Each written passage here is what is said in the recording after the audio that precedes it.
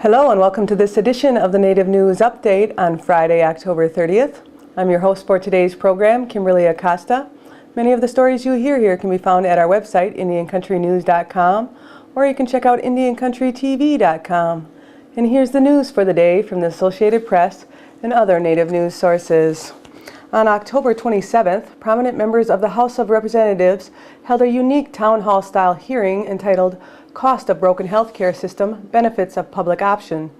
Members and witnesses were there to consider H.R. 3200, America's Affordable Healthcare Choice Act of 2009. The bill would provide affordable quality healthcare for all Americans and reduce the growth in healthcare spending. This is part of a series of citizen congressional hearings until reform is passed, according to a committee of congressional hosts led by U.S. Representative Sheila Jackson Lee. The hearings, they said, are to allow the voice of the American people who want a strong public option to be heard in the halls of Congress. Voices that have been drowned out by insurance company propaganda and the disruptive tea beggars at health reform town hall meetings. Natalie Noel, a Native American from Alabama and a documentary film producer who survived stage 3 breast cancer, was among the witnesses who offered testimony before the congressional Democratic representatives. She shared her personal Katrina and the reconstruction of her life. She recounted her story of struggle and displacement following a personal catastrophe that all humans are vulnerable to.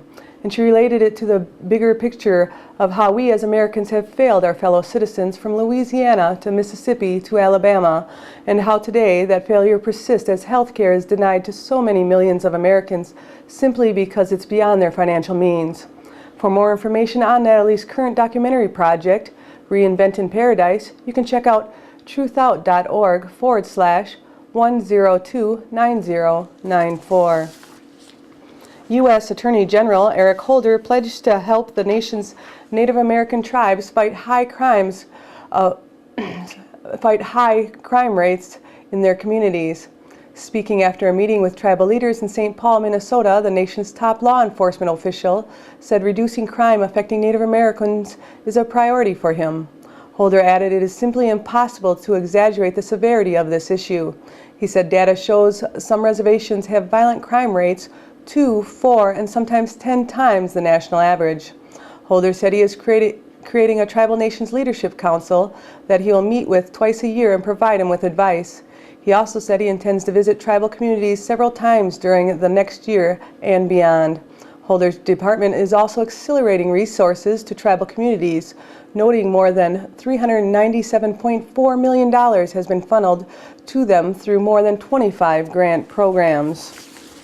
Tribal representatives from all corners of Indian country will be joined by international dignitaries, members of Congress, administration officials, and tribal supporters to officially open the National Congress of American Indians Embassy of Tribal Nations in Washington, D.C. on Tuesday, November 3rd.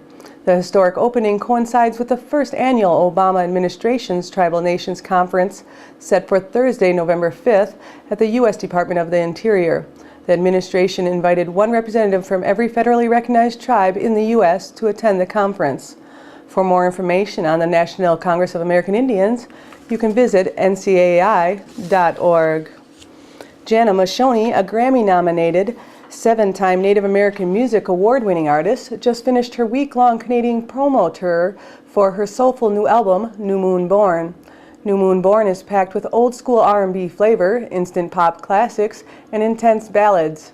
A Change Is Gonna Come, the first single released from the album, featuring Derek Miller, won Song Single of the Year at this year's NAMMYs in Niagara Falls, New York. For more information on the album, you can visit janamashoni.com. There will be a Native Peoples Native Homelands Climate Change Workshop on November 18th through the 21st at Mystic Lake Casino and Hotel in Shakopee, Minnesota. Tribal peoples and scientists from across the United States will gather at this workshop, led by co-chairs Dr. Dan Wildcat and Winona LeDuc. This workshop hopes to bring the next generation of leadership and Native students into the effort of mitigating climate change and building adaptation strategies. For more information on the workshop, you can visit nativepeoplesnativehomelands.org. This year's Canadian Country Music Awards Female Artist of the Year, Crystal Shawanda, has officially announced that she will be going on tour this spring with Reba McEntire. The first show with Reba will be on March 17th in Penticton, British Columbia. Tickets for this tour are now on sale. For more information on Crystal and the tour with Reba McEntire, you can visit crystalshawandaonline.com or check out rebamcentire.com.